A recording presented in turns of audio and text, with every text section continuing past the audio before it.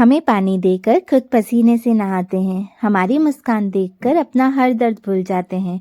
हमारे सपने हो पूरे इसलिए वो काम पर जाते हैं। वो इंसान नहीं आम जो पिता कहलाते हैं। दोस्तों, आज मैं आपको एक पापा और बेटे की ऐसी कहानी सुनाऊंगी जिसे सुनकर आपकी आंखों में पानी आ जाएगा।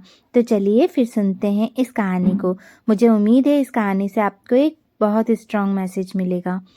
एक गांव में एक आदमी रहता था जो बहुत बूढ़ा हो चुका था, जिस वजह से उसे कम दिखाई देता था और वह बहुत कमज़ोर हो गया था।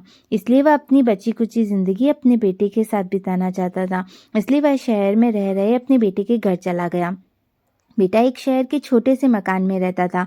मकान तो उसका छोटा था, लेकिन उसके अंदर जो चीज़ें थी वह महंगी थी। उस मकान में बेटा उसकी पत्नी और अपने एक 5 साल के बच्चे के साथ मिलकर रहता था। बूढ़े पिता के आने से उनके परिवार का एक सदस्य और बढ़ गया। यह पूरा परिवार रोज सुबह शाम डाइनिंग टेबल पर साथ में खाना खाया करते थे। बूढ़ा पिता अपनी कमजोरी के चलते हमेशा खाने की कोई ना कोई चीज़ नीचे गिराता रहता था और कई बार कांच के बर्तन भी टूट जाया करते थे। कुछ दिनों तक तो बहू और बेटे ने यह सब सहन किया, लेकिन बाद में वे दोनों बूढ़े की इसी हरकतों से चिढ़ने लगे।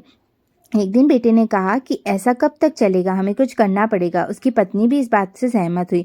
अगले दिन बेटा कहीं से एक पुराना मेज लेकर आया और घर के एक कोने में उसे लगा दिया और अपने पिताजी से कहा कि आप यहीं पर बैठकर खाना खा लिया कीजिएगा।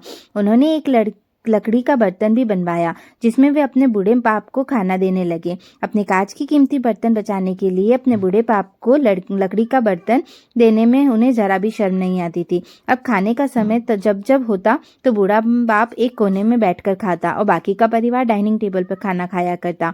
डाइनिंग टेबल पर बैठे बैठे दोनों पति पत्नी कभी कभी अपने बूढ़े बाप की तरह देख लिया करते। बूढ़े बाप की आंखों में आंसू भी नजर आते, मगर उन पर जैसे कोई असर ही नहीं होता। बूढ़े का पोता भी यह नज़ारा हमेशा देखता और वह अपने में खोया रहता। एक दिन जब पति पत्नी डाइनिंग टेबल पर बैठकर खाना खा रहे थे, तब उनका बच्चा जमीन पर बैठकर कुछ कर रहा था। उन दोनों ने बच्चे के हाथ में लकड़ी का टुकड़ा देखा, लेकिन उन्हें कुछ समझ में नहीं आया कि बच्चा लकड़ी के टुकड़े के साथ क्या कर रहा है।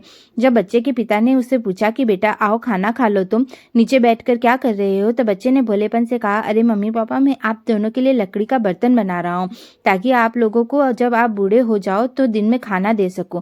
अपने नादान बेटे द्वारा दी गई यह सहज बात दोनों के दिल में तीर की तरह उतर गई। दोनों एक दूसरे का चेहरा निहारने लगे। बिना कुछ कहे ही दोनों की आंखों में पानी आ गया और उन्हें अपने भविष्य की किताब अपने आंखों के सामने खुलती हुई नजर आई। उन्हें समझने में ज़्यादा देर नहीं लगी कि अब उन्हें आगे क्या करना पड़ेगा। अगले दिन कमरे में कोने से वह पुराना मेज हट गया और अब बूढ़ा पिता और बाकी का परिवार साथ मिलकर फिर से खाना खाने लगे। बूढ़े की कमजोरी की वजह से हो रही गलतियां भी अब किसी को नहीं चिढ़ाती थी।